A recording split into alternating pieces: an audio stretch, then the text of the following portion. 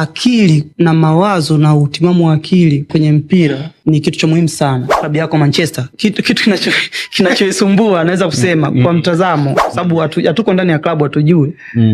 Ni mindset ya klabu sasa hivi sio kama ilikuwa miaka 15 nyuma iliyopita. Walikuwa ni big club wanafikiria hivyo. Lakini sasa hivi unaweza kumchukua the very best player wa dunia ukamtia Manchester United na asiwe huyo best kama alivyokuwa. Mindset ya klabu imeshakuwa sisi tuko pale tena. Kwa nguvu kubwa wanatumia kujipush kuwa pale ndo wanazidi kuharibu badala ya kujenga tena. Sio Manchester ile ambayo zamani walikuwa wanacheza dakika 97 wanajua tutashinda hata tukao tumefungwa goli 3. Lakini sasa hivi wanaweza kuwa wanaongoza lakini wasijue kama watameza game na wameshinda pia. So nafikiri hiyo ni kwanza ya mindset. So hata katika maisha yetu ya kawaida mindset ni kitu ambacho cha muhimu sana kwenye maandalizi ya chochote, kwenye michezo yetu na kwenye maisha ya ujumla.